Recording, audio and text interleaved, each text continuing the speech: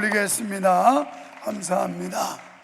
여러분, 자동차 안에서 예배하는 분들, 그리고 가정에서 예배하는 분들, 그래도 이거 구호제창은 해야 돼요.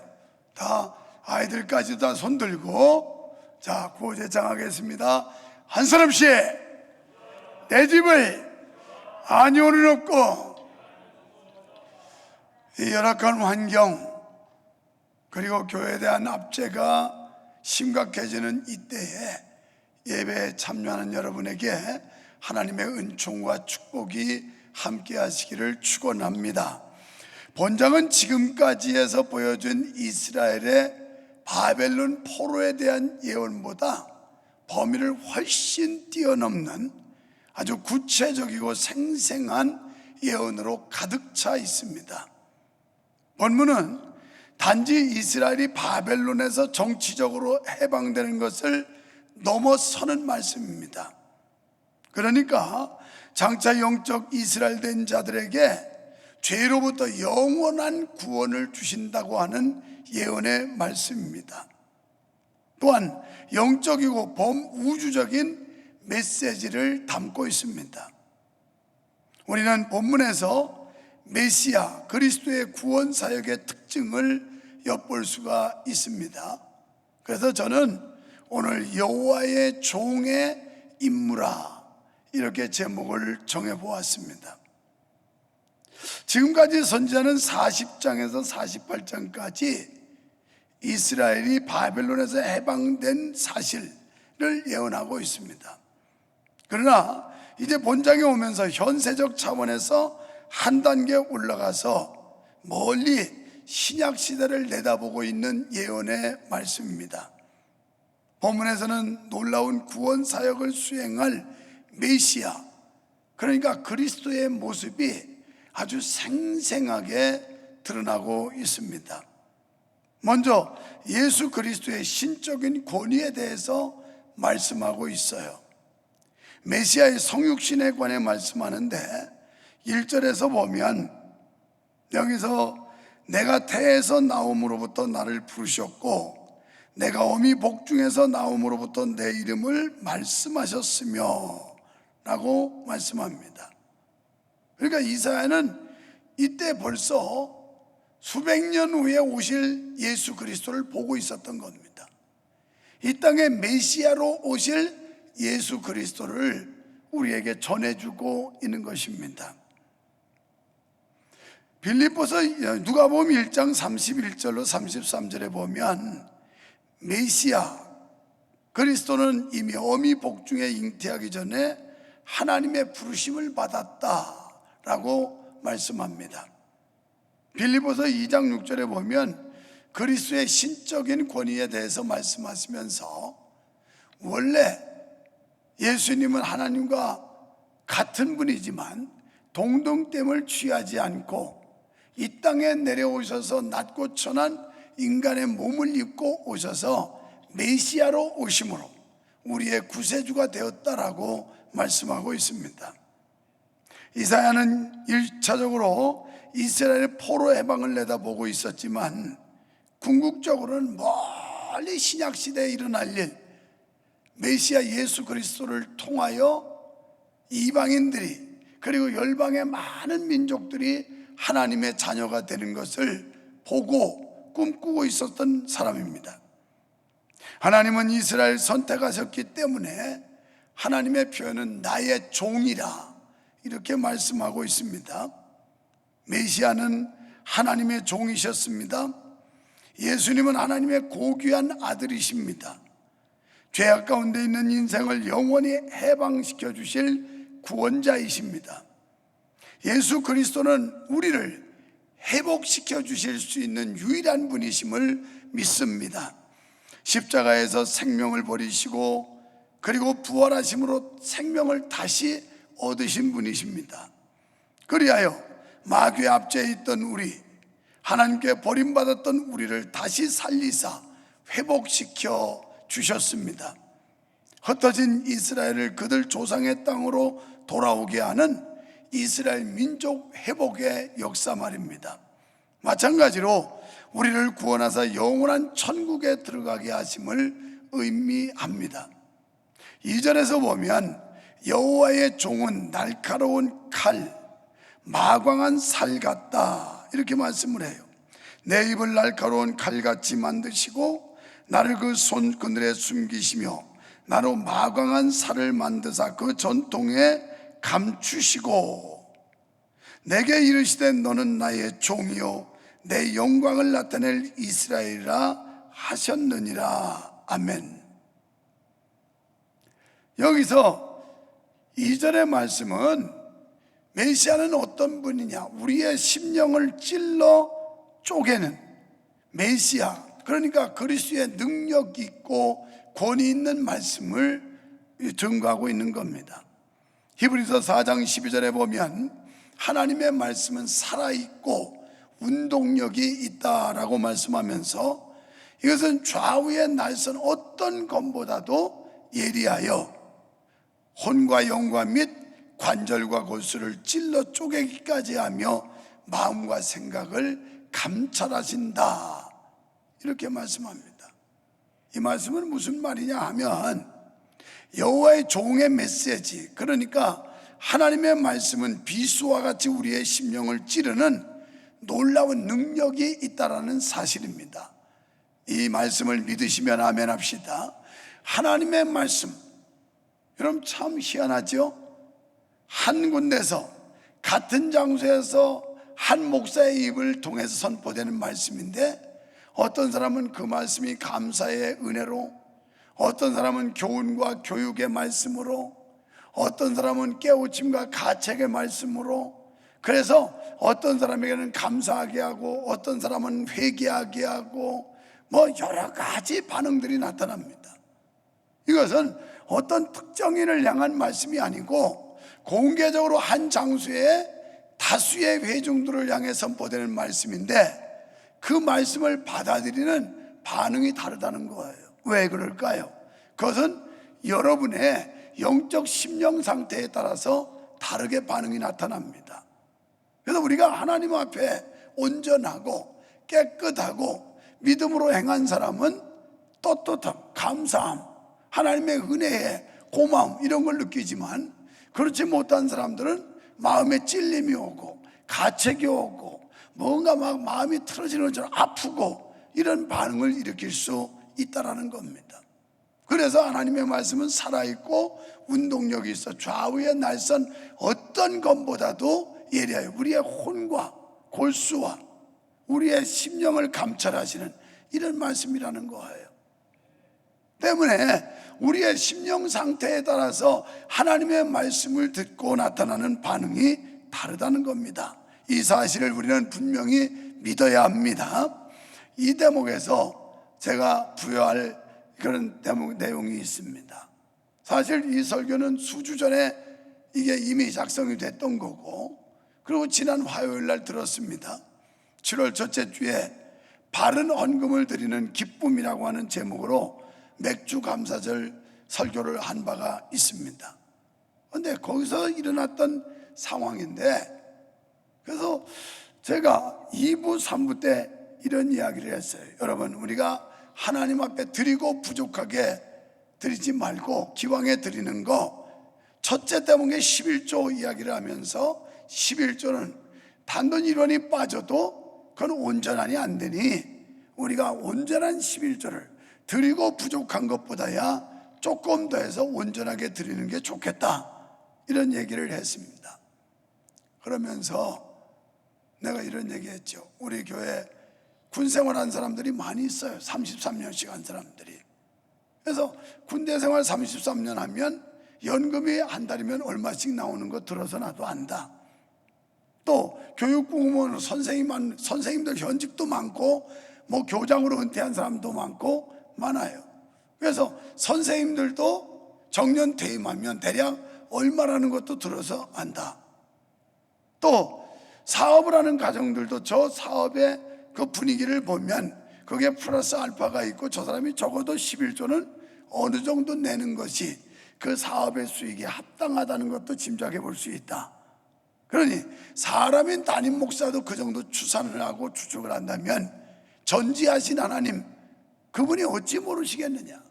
그러니까 하나님 앞에서 우리가 양심적으로 부끄럽지 않도록 우리가 온전한 예물을 드리도록 하자, 이렇게 설교했어요. 그런데 이게 또 희한하게 전달이 된 겁니다. 그 사람들이 전해준 그분들은 일부 예배에 참석하기 때문에 설교를 2, 3부에 듣지를 않아요. 그런데 누가 그랬는지는 모르지만 알고 싶지도 않고 알려줘도 듣기도 싫어요. 왜냐면 그런 사람들 보면 저도 사람인데 감정적으로 좋겠어요. 그러니까 아예 안 알려주는 게 은혜고 모르는 게 은혜예요. 그런데 대뜸 그날로 예배 마치고 나서 전화질을 한 거예요. 오늘 목사님 설교 장로님 권사님 들으라고 한 건데 그거 듣고 서운해 하시지 말고 시험 받지 말라고. 그분들은 아무렇지도 않았어요. 자기도 아는 일에 대해서 전혀 꺼리낌이 없었는데 또 듣지도 못했어요. 그런데 웬 천사가 나타나서 가서 이 기쁜 소식이라고 해서 전해준 겁니다. 그래서 긁어부스럼을 만드는 거예요. 나는 그분들이 중간에 명퇴했기 때문에 명퇴한 사람 얼마 받는지 몰라요. 명퇴한 교육 공무원 교사들도 여러 명 있는데 얼마 받는지 몰라요. 그건 정년을 안 채웠기 때문에. 그런데 왜 그들이 타깃이 아닌데 거기서 쓸데없는 소리를 전하냐 이 말이에요. 뭐 때문에? 우리 속담에 들으면 병이라는 말이 있어요. 안 들을 때는 아무렇지도 않았었는데 듣고 보니까 혹시 그런가? 그럴까? 이렇게 생각이 돼요. 그래서 한 가정을 시험받게 만들고 상처 있게 만들고. 여러분, 이게 할 짓입니까? 입이 있으면 기도나 하고 그 입 가지고 전도나 할 일이지. 아니, 아직도 담임 목사를 몰라요. 나는 직설적인 설교예요.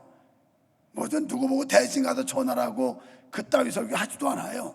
그냥 놓고 쏴버리지. 그런데 전혀 무관한 사람을 갖다가 괜히 가서 꼬질러 가지고 그래서 염장 질는 소리 한 거예요. 이게 조심해야 될 일이에요. 무슨 뉘앙스를 줬다든지 이런 것도 아니고, 어떤 가정에 어떤 부부가 이런 얘기한 것도 아니고, 왜 그게 문제가 되는 거예요? 이거 내가 볼 때는 그 사람이 들어야 될 사람이야. 그 말 전한 사람. 자, 설교라고 하는 건 여러분 각자가 들어야 될 거지, 제3자한테 이 말씀을 그 사람한테 해당되는 거다, 이게 잘못된 거예요. 오늘 선포되는 말씀은 지금 나에게 주시는 하나님의 음성이다, 이렇게 받아들여야 옳게 듣는 거지. 아, 나는 상관이 없고 저 소리는 아무개 집사한테 아무개 성도한테 하는 소리야, 이러니까 변하지 않는 거예요. 고쳐지지 않는 거예요. 왜 그렇게 오지랖 넓은 짓을 하느냐 이 말이에요. 뭐 이런 일들이 여러 예전에 임직식 할 때도 있었어요. 우리 교회에 뭐 초창기부터 개척 멤버는 아닙니다만 일찍 왔었는데 안수집사까지 겨우 올라가고, 그리고 다른 사람 다 장로 되는데 거기는 장로가 안 됐어요. 그러니까 누가 또 가서 염장 질는 소리 한 거예요. 아니, 집사님 교회 온 지가 수십 년 되고 일찍 왔다면서 늦게 온 사람도 지금 장로 되는데 집사님 아직 안 되는 거 뭐 좀 문제 있는 거 아니냐고. 아마 유목사 뒤통수 내고 목사님이 심한 거 아니냐고 했겠지요. 그분들 들어보니까 진짜 그럴싸한 거예요. 그 교회 떠났어요. 그것 때문에. 아무렇지도 않았던 사람들을 쓸데없이 가서 오지랖 넓게 그놈의 입 가지고 입방경 떨어가지고. 이건 마귀 역사예요. 사탄에게 농단당하는 겁니다. 마귀에게 순간적으로라도 이용받고 있는 거예요, 그거. 그래서 그 당사자와 하나님 들은 사람은 알 거예요. 하나님 앞에 회개하면 돼. 철저하게 제가 잘못했습니다. 내가 무슨 주의 사자도 아니고 천사도 아니고 내가 왜 있을 데 없는 소리 해가지고 문제 일으켰나. 이거 하나님 앞에 회개해야 된다고 봐요. 그 사람은 뭐 어떤 죄라도 회개하면 용서받겠습니다만 회개하지 않으면 그건 잘못했다고 생각해요. 그래서 여러분, 우리 교회도 개척 멤버들, 황희순 우리 권사님 성경 봉독했어요. 그 남편 이재철 집사, 이런 사람들은 개척 멤버예요. 교인도 없을 때 처음 시작할 때부터 와서 한 사람인데 아직도 장로 안 됐잖아요. 박원산 집사님, 박경화 집사님, 이런 분들 다 초창 개척 멤버예요. 아직도 권사 안 시켰잖아요.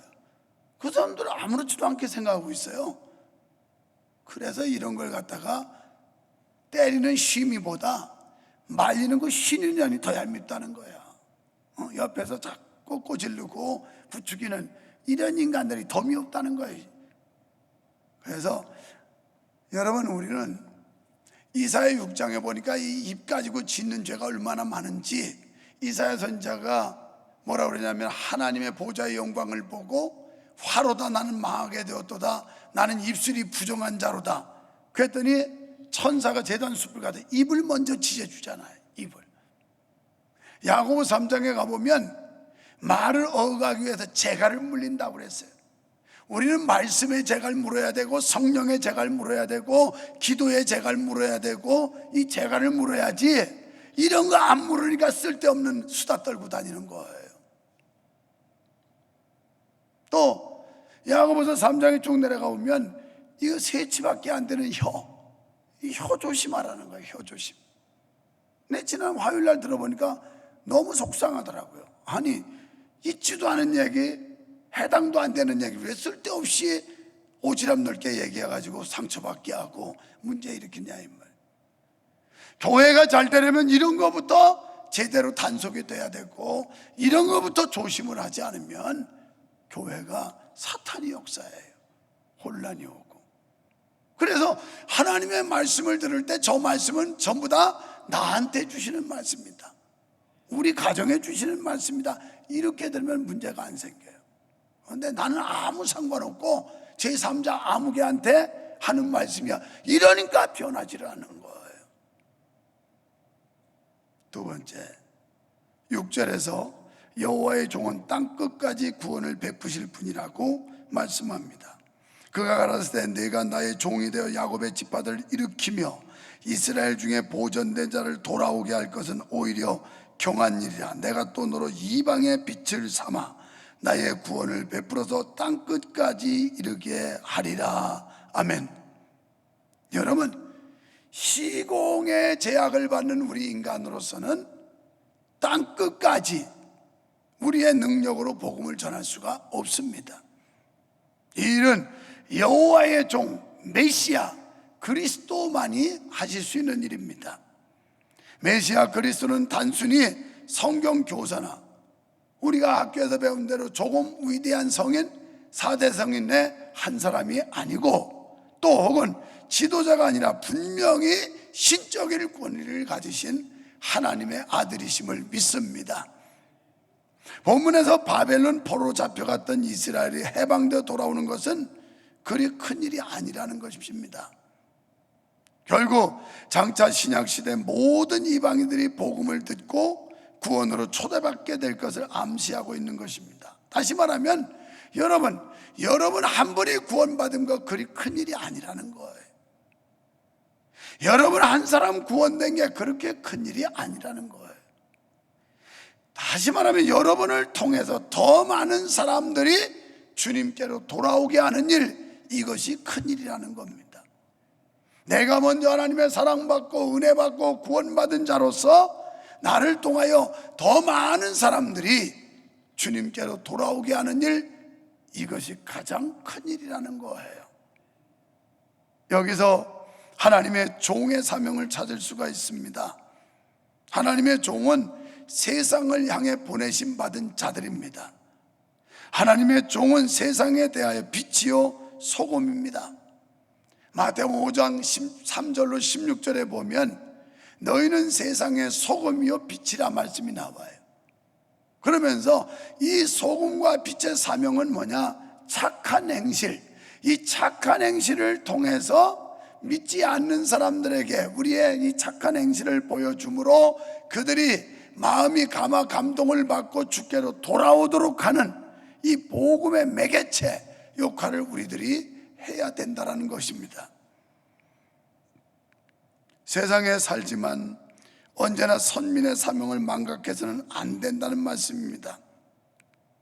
나그네 된 하나님의 종들은 자신들의 바른 신앙생활을 통해 불신자들에게 본이 되고 천국을 소개하고 천국을 회복해야 될 줄로 믿습니다. 예수 그리스도의 복음은 한 민족에 국한된 내용이 아니라 전 인류에 미치는 구원 소식이라는 말씀입니다. 여호와의 종은 영원한 화목과 구원을 베푸시는 분이십니다. 8절에서 13절 말씀에서 이사야는 멀리 200년 후에 바벨론에서 본토로 돌아올 이스라엘의 모습을 내다보고 있습니다. 그런데 이 구절은 단순히 국내적 문제나 정치적 문제를 국한시키기에 너무 우주적이고 세계적이라는 사실이에요. 그래서 13절에 하늘이여 노래하라, 땅이여 기뻐하라, 산들이여 즐거이 노래하라. 이런 터져나오는 듯한 기쁨과 찬양, 심지어 모든 피조 세계도 더불어 함께 부를 기쁨의 찬양은 결국 그리스도로 말미암아 구원의 감격을 누리는 자들이 불러야 될 찬양이라는 것입니다. 영원한 생명과 나라를 보장받은 자들만이 부르는 노래입니다. 여러분, 과연 누가 만민에게 이런 기쁨을 줄 수 있을까요? 하늘도 기뻐하고 땅도 함께 즐거워할 이 우주적 기쁨 말입니다. 바로 그리스도가 주시는 구원의 복된 소식인 줄로 믿습니다. 여러분, 하나님께서는 범죄한 인간들을 위해 메시아를 이 땅에 보내셨습니다. 우리의 죄를 사하게 하셨고 대속의 제물 되게 하심으로 우리가 영생을 얻는 하나님의 자녀, 하나님 나라의 시민권을 획득하게 하신 것입니다. 셋째로 여호와의 종은 사랑과 긍휼이 풍성하신 분이십니다. 14절로 21절에서 이사야 선지자는 장차 바벨론에 포로될 이스라엘을 향해 위로와 소망과 권면의 말씀을 주고 있습니다. 이스라엘이 바벨론에 잡혀가더라도 절대 낙심하거나 포기하지 말라고 하십니다. 끝까지 주의 자비와 긍휼을 기다리며 소망을 가지라고 권면하십니다. 어쩌면 이 시대, 이 상황에 우리에게 주시는 하나님의 위로의 말씀인지도 몰라요. 지금 교회가 보이지 않게 탄압을 받고 있어요. 교회가 일반 업장 같으면 이런 식으로 하지도 않아요. 이 넓은 공간에서. 그런데 보이지 않게 기회되면 여러분한테 동영상, 그 순천향 의대 교수인, 의과대학 교수인 이은혜 교수가 데이터, 이 정부가 얼마나 이 코로나를 정치적으로 이용했는지 데이터를 쫙 뽑아준 거 보시면 실감이 날 겁니다. 아, 이게 정치적 방향이구나. 그러니까 수치를 올릴 때는 안 올리고, 선거 때 이런데, 그래서 지나니까 안 올릴 때는 또 올려버리고 마음대로 조정을 해요. 야, 이거 우한에서 발생한 우한 폐렴이 어쩌면 이렇게 대한민국 정부 말을 잘 듣는지 시키는 대로만 해요. 그래도 6시만 되면 2명 이상 모이지 말아라. 여러분, 6시 넘을 때 절대 3시도 아니면 코로나 걸립니다. 왜냐하면 대한민국 정부에서 그렇게 지시를 했어요.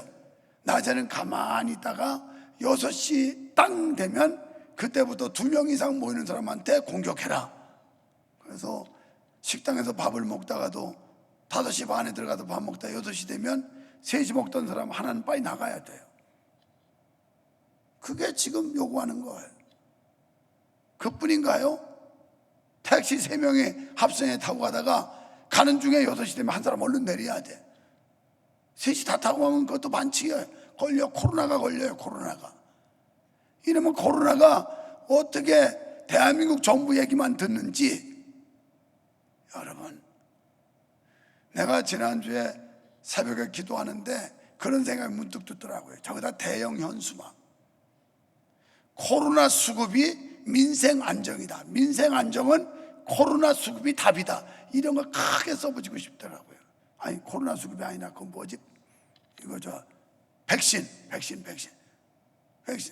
백신만 국민들이 60% 70% 받았으면 백신 맞으면 그냥 경미하게 변이 바이러스도 그냥 감기 증상처럼 그 전파력은 강하지만 그러나 치사율은 약하다는 거예요. 이게 전문가들, 의사들이 지금 하는 얘기 아닙니까?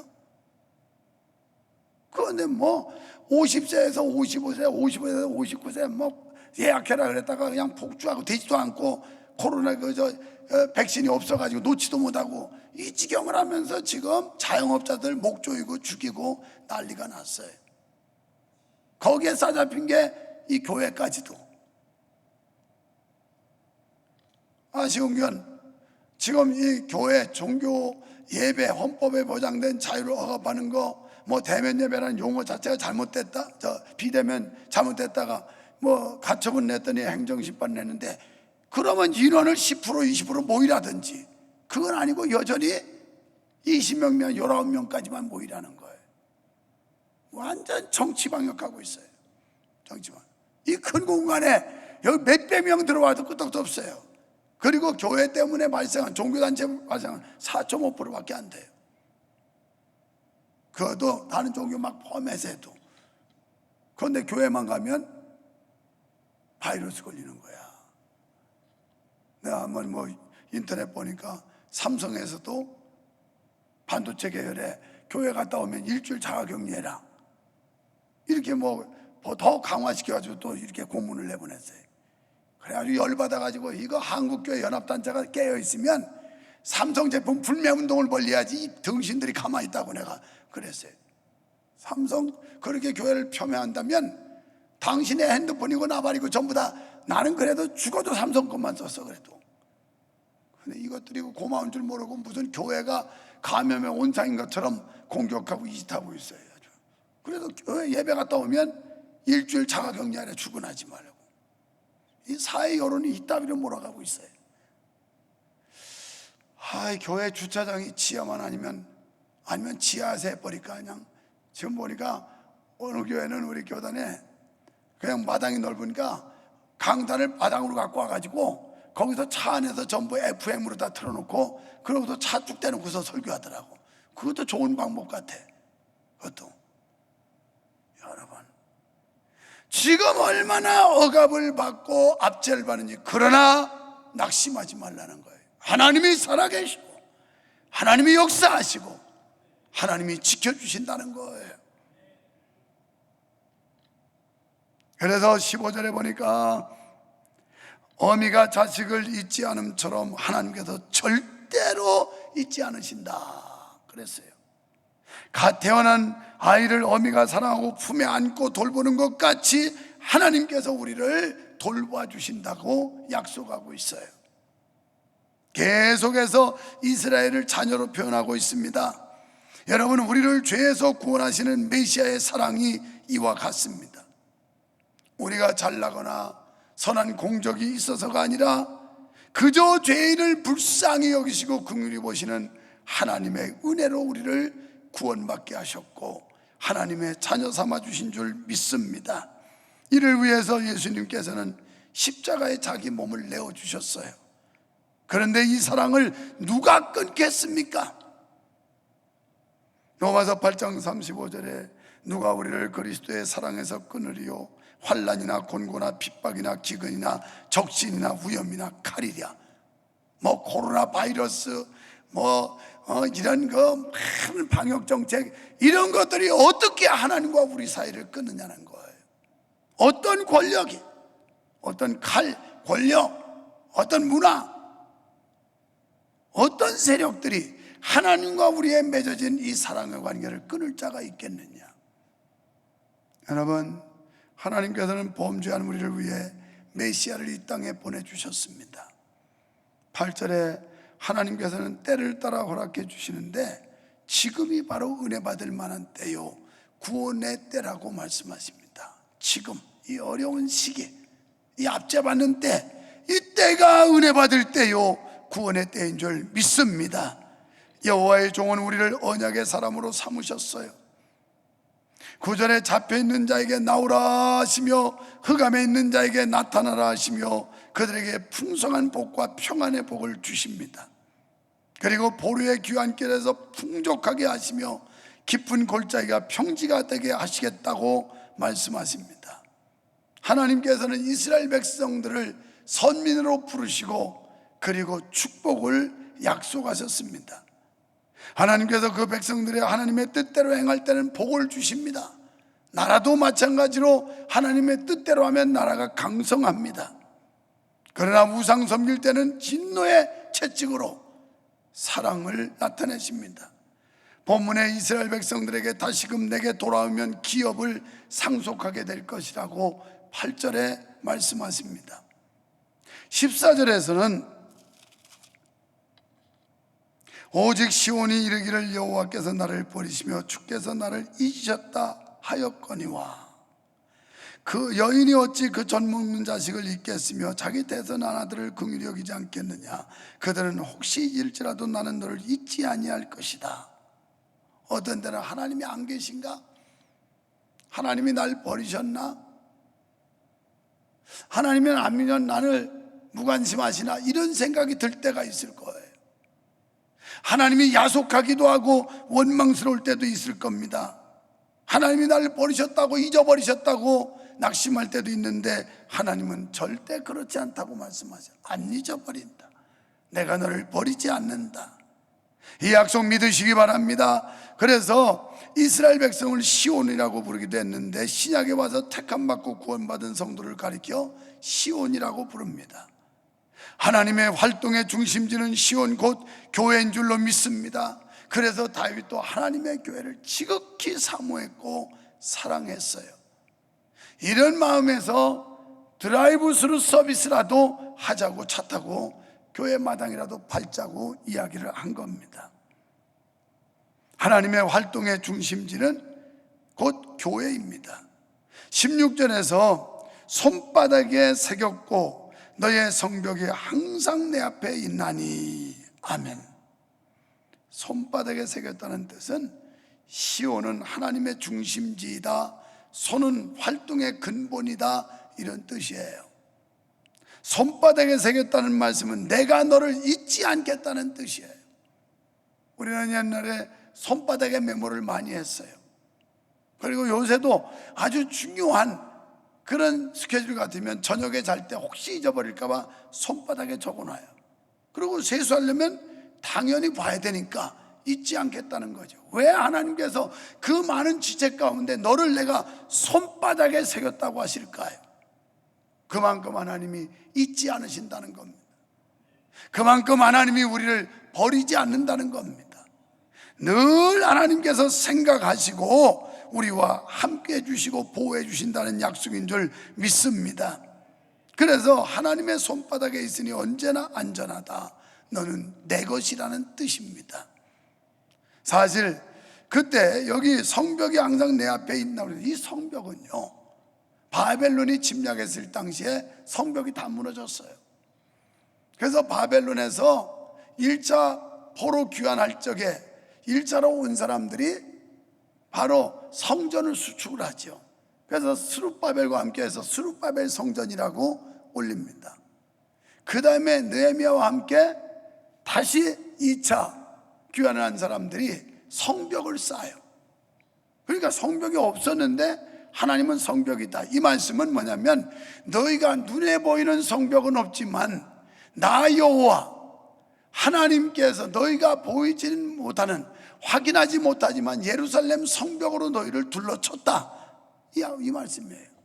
그러니까 우리가 식별할 수 없지만 보이지 않는 하나님의 손, 하나님의 품, 하나님의 보호하심이 늘 우리와 함께 한다는 겁니다.